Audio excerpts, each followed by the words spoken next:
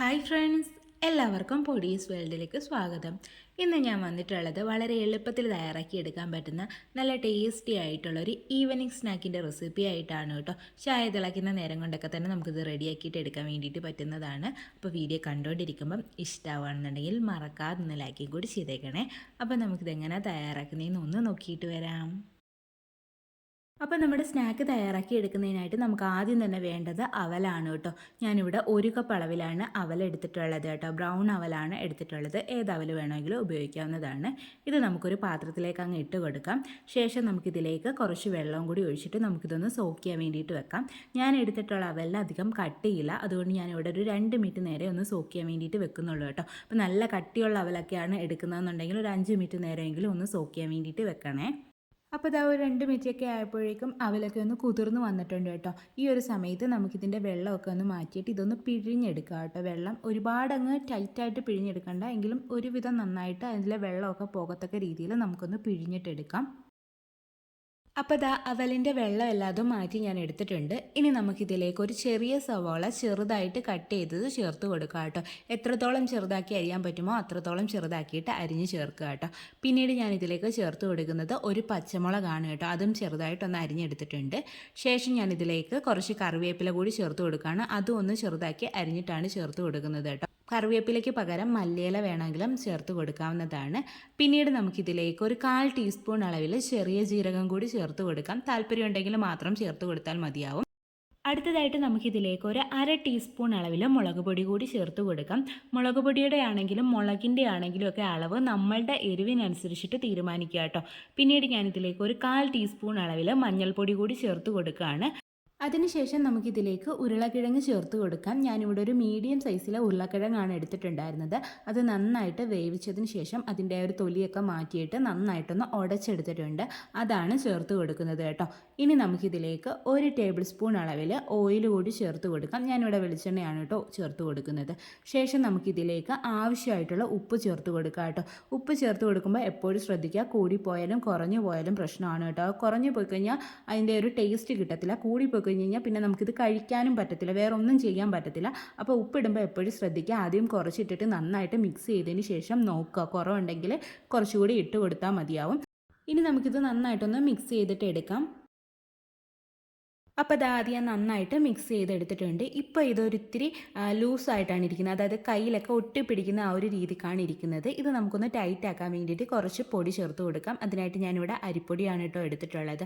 1/2 cup അളവിൽ അരിപ്പൊടി എടുത്തിട്ടുണ്ട്. അത് കുറച്ചായിട്ട് ചേർത്തിട്ട് നമുക്ക് നന്നായിട്ട് മിക്സ് ആക്കിയിട്ട് കുഴച്ചിട്ട് എടുക്കാം കേട്ടോ. അപ്പോൾ അരിപ്പൊടിയുടെ അളവ് എല്ലാവർക്കും ഒരുപോലെ ആയിരിക്കണം എന്നില്ല. കുറച്ച് ചേർത്തിട്ട് കുഴച്ചിട്ട് എടുക്കുക കേട്ടോ. കുറച്ചൊന്ന് ടൈറ്റായിട്ട് വരുന്നിടം വരെ വേണം നമ്മളിതൊന്ന് കുഴച്ചിട്ട് എടുക്കാൻ വേണ്ടിയിട്ട്. നമ്മളെടുക്കുന്ന ഉരുളക്കിഴങ്ങിൻ്റെയും അവിലിൻ്റെ നനവിൻ്റെയൊക്കെ അനുസരിച്ചിട്ട് ഈ ഒരു അരിപ്പൊടിയുടെ അളവിൽ വ്യത്യാസം വരും കേട്ടോ. അപ്പോൾ നമുക്കിത് നന്നായിട്ടൊന്ന് കുഴച്ചിട്ടെടുക്കാം. അപ്പോൾ അത് ആദ്യം ഞാൻ നന്നായിട്ടൊന്ന് കുഴച്ചെടുത്തിട്ടുണ്ടായിരുന്നു. ഇനി നമുക്കിതൊന്ന് ഷേപ്പ് ചെയ്തിട്ട് എടുക്കാം കേട്ടോ. ഇഷ്ടമുള്ള ഷേപ്പ് ആക്കിയിട്ട് എടുക്കാം. ഞാനിവിടെ ഒരു ട്രയാങ്കിൾ ഷേപ്പിലാണ് ആക്കിയിട്ട് എടുക്കുന്നത്. അതിനായിട്ട് നമുക്കൊരു ചപ്പാത്തി പലക എടുക്കാം. അതിലേക്ക് കുറച്ച് ഓയിലൊന്ന് തടവി കൊടുക്കാം കേട്ടോ. ഇത് ഒട്ടി പിടിക്കാതിരിക്കാൻ വേണ്ടിയിട്ടാണ് അങ്ങനെ ചെയ്യുന്നത്. അതിനുശേഷം ഇത് വെച്ച് കൊടുത്തതിന് ശേഷം ഫുൾ മാവ് ഞാൻ എടുത്തിട്ടുണ്ട് കേട്ടോ. അത് ഇതിലേക്ക് വെച്ചിട്ട് കൈ വെച്ചിട്ട് ഇങ്ങനെ ജസ്റ്റ് പ്രസ് ചെയ്തിട്ട് നമുക്കൊരു റൗണ്ട് ഷേപ്പിൽ ആക്കിയിട്ട് എടുക്കാം കേട്ടോ. ഇത് പരത്തിയൊന്നും കൊടുക്കേണ്ട ആവശ്യമില്ല. നമ്മുടെ കൈ വെച്ചിട്ട് ഇങ്ങനെ ഒന്ന് പ്രസ് ചെയ്ത് കൊടുത്താൽ മതിയാവും. അപ്പോൾ ഇത് ആദ്യം ഞാനൊന്ന് പരത്തി എടുത്തിട്ടുണ്ട്. ഈ ഒരു തിക്നെസ്സിലായിരിക്കണം കേട്ടോ നമ്മുടെ ഈ ഒരു മാവ് ഉണ്ടായിരിക്കേണ്ടുള്ളത്. ഇനി നമുക്കിതൊന്ന് കട്ട് ചെയ്തിട്ട് എടുക്കാം. അതിനായിട്ട് ഞാനിവിടെ ഒരു കത്തിയാണ് എടുത്തിട്ടുള്ളത്. ആ ഒരു കത്തിയിലേക്ക് കുറച്ച് ഓയിലൊന്ന് തടവിയതിന് ശേഷമാണ് കേട്ടോ ഒന്ന് കട്ട് ചെയ്തിട്ട് എടുക്കുന്നത്. അപ്പോൾ ഇത് ആദ്യം ഞാനൊന്ന് കട്ട് ചെയ്തെടുത്തിട്ടുണ്ട്. അപ്പോൾ ഇതാ നമ്മുടെ ഈ ഒരു സ്നാക്കിൻ്റെ ഷേപ്പ് ഇവിടെ റെഡി ആയിട്ടുണ്ട്. ഇനി നമുക്കിതൊന്ന് ഫ്രൈ ചെയ്തിട്ട് എടുക്കാം കേട്ടോ. അതിനായിട്ട് ഞാനിവിടെ ഒരു ഫ്രൈയിങ് പാനിൽ കുറച്ച് ഓയിൽ ചൂടാക്കാൻ വേണ്ടിയിട്ട് വെച്ചിട്ടുണ്ടായിരുന്നു. അപ്പോൾ ഓയിലൊക്കെ നന്നായിട്ട് ചൂടായിട്ട് വന്നിട്ടുണ്ട്. ഈ ഒരു സമയത്ത് നമുക്കിതിലേക്ക് സ്നാക്ക് ഇട്ട് കൊടുക്കാം കേട്ടോ. ഓയിലിന് നല്ല ചൂടില്ല എന്നുണ്ടെങ്കിൽ ഇത് പൊട്ടിപ്പോകാനൊക്കെയുള്ള ചാൻസ് ഉണ്ട്. അപ്പോൾ നന്നായിട്ട് ചൂടാക്കിയതിന് ശേഷം മാത്രമേ ഇത് ഇട്ട് കൊടുക്കാൻ പാടുള്ളൂ. അത് ഇട്ടതിന് ശേഷം നമുക്കൊരു മീഡിയം ഫ്ലെയിമിലേക്ക് മാറ്റി കൊടുക്കാം കേട്ടോ. ഇത് ഇട്ട വശം തന്നെ തിരിച്ചിടാനോ ഇളക്കാനോ ഒന്നും പോകരുത്, ഇത് പൊട്ടിപ്പോകാൻ ചാൻസ് കൂടുതലാണ്. അപ്പോൾ നമുക്ക് കുറച്ച് കഴിഞ്ഞതിന് ശേഷം നമുക്കൊരു വശം ഒന്ന് കുക്കായതിന് ശേഷം തിരിച്ചിട്ട് കൊടുക്കുക കേട്ടോ. അങ്ങനെ തിരിച്ചും മറിച്ചും ഇട്ടിട്ട് നമുക്കിതങ്ങ് കുക്ക് ചെയ്തിട്ട് എടുക്കാം. ഇതൊരു നല്ലൊരു ഗോൾഡൻ ബ്രൗൺ കളറൊക്കെ ആകുമ്പോഴത്തേക്കും നമുക്ക് കോരി മാറ്റാം കേട്ടോ. പുറം ഭാഗമൊക്കെ നന്നായിട്ട് ക്രിസ്പി ആയിട്ട് വരണം. അതുവരെ വേണം നമുക്കിതൊന്ന് കുക്ക് ചെയ്തിട്ട് എടുക്കാൻ വേണ്ടിയിട്ട്.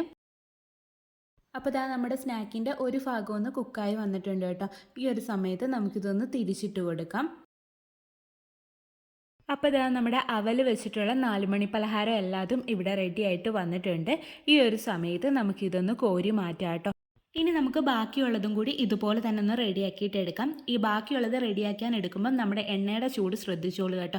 എണ്ണയ്ക്ക് ചൂടില്ല എന്നുണ്ടെങ്കിൽ ഇത് പൊട്ടിപ്പോകാൻ ചാൻസ് കൂടുതലാണ്. അപ്പോൾ എണ്ണ നന്നായിട്ട് ചൂടാക്കിയതിന് ശേഷം മാത്രം ഇട്ട് കൊടുക്കുക. അതിനുശേഷം മീഡിയം ഫ്ലെയിമിൽ വെച്ചിട്ട് ഫ്രൈ ചെയ്തിട്ട് എടുക്കുക കേട്ടോ. അപ്പോൾ ഇതാ ബാക്കിയുള്ളത് എല്ലാതും ഞാനിവിടെ റെഡിയാക്കി എടുത്തിട്ടുണ്ട്. വളരെ എളുപ്പത്തിൽ തയ്യാറാക്കി എടുക്കാൻ പറ്റുന്ന നല്ലൊരു സ്നാക്ക് റെസിപ്പിയാണ് കേട്ടോ. നല്ല ടേസ്റ്റിയുമാണ്. കുട്ടികൾക്കൊക്കെ തീർച്ചയായിട്ടും ഇഷ്ടപ്പെടുന്നൊരു റെസിപ്പി ആയിരിക്കും. ചായ തിളയ്ക്കുന്ന നേരം കൊണ്ടൊക്കെ നമുക്ക് റെഡിയാക്കി എടുക്കാനും വേണ്ടി പറ്റുകയും ചെയ്യും. ഇതിങ്ങനെ തന്നെ കഴിക്കാൻ തന്നെ നല്ല ടേസ്റ്റാണ് കേട്ടോ. സോസും കൂട്ടി വേണമെങ്കിലും കഴിക്കാൻ പറ്റുന്നതാണ്. അപ്പോൾ എല്ലാവരും ട്രൈ ചെയ്ത് നോക്കാം. നമ്മുടെ ചാനലിൽ ഇതുപോലെ ഒരുപാട് റെസിപ്പീസ് ഉണ്ട് കേട്ടോ. അപ്പോൾ എല്ലാവരും കയറി ഒന്ന് കണ്ട് നോക്കുകയും കൂടി ചെയ്യണേ. ട്രൈ ചെയ്ത് നോക്കിയിട്ട് ഫീഡ്ബാക്ക് പറയാൻ മറക്കല്ലേ. വീഡിയോ ഇഷ്ടമാവുകയാണെന്നുണ്ടെങ്കിൽ ഒന്ന് ലൈക്കും കൂടി ചെയ്തേക്കണേ. അതുപോലെ തന്നെ ആദ്യമായിട്ട് ചാനൽ കാണുന്ന കൂട്ടുകാരൊക്കെ ഉണ്ടെങ്കിൽ പ്ലീസ് ഒന്ന് സബ്സ്ക്രൈബ് ചെയ്ത് സപ്പോർട്ടും കൂടി ചെയ്യണേ. അപ്പോൾ അത് ആദ്യം ഞാനൊന്ന് മുറിച്ചിട്ടും കൂടി കാണിക്കുന്നുണ്ട്. പുറമേ ക്രിസ്പി ആയിട്ടിരിക്കും, ഉള്ളിൽ സോഫ്റ്റ് ആയിട്ടാണ് ഇരിക്കുന്നത്. വീണ്ടും നല്ലൊരു വീഡിയോ ആയിട്ട് വരാം. Thanks for watching.